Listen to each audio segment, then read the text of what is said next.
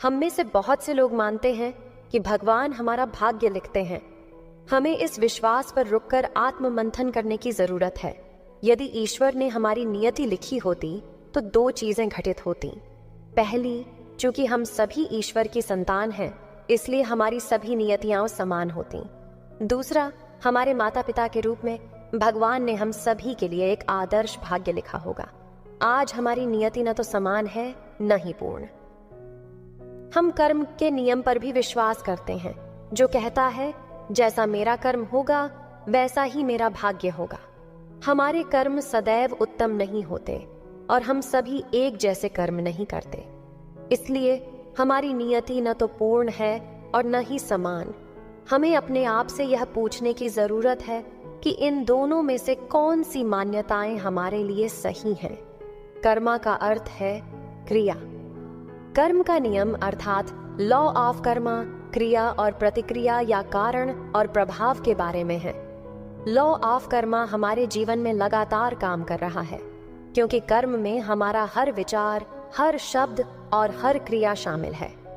Law of Karma के अनुसार प्रत्येक कार्य का एक परिणाम होता है, चाहे वह कितना भी छोटा या महत्वपूर्ण क्यों न हो। नतीजा हमेशा निष्पक्ष होता है। सही कार्य अच्छा परिणाम लाता है और गलत कार्य कठिन परिणाम लाता है।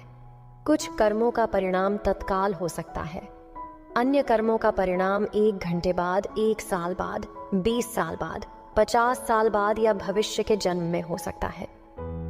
कुछ मामलों में हम कर्म को परिणाम से जोड़ सकते हैं। हालांकि जब हम सूक्ष्म स्तर पर कर्म के प्रभाव को देखते हैं तो हम परिणाम को कर्म से नहीं जोड़ पाएंगे, क्योंकि कर्म कई साल पहले या पिछले जन्म में भी किया जा सकता है। इसलिए हमें कारण की पहचान करने के उस पहलू के बारे में चिंता करने की जरूरत नहीं है। अगर हम यह याद रखें तो काफी है। कर्म का नियम हमेशा सटीक होता है और सभी के लिए हमेशा निष्पक्ष होता है। हमारी वर्तमान परिस्थितियां हमारे पिछले कर्मों का ही परिणाम है।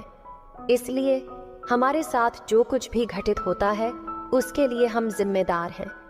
हमारा वर्तमान कर्म ही हमारा भविष्य तय करता है। इसलिए हमारे पास अपना भाग्य बनाने की शक्ति है।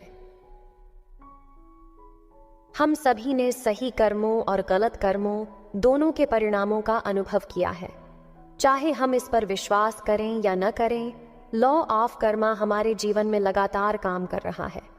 हमें कानून से डरने की जरूरत नहीं है, बल्कि इसके प्रति जागरूक रहने की जरूरत है।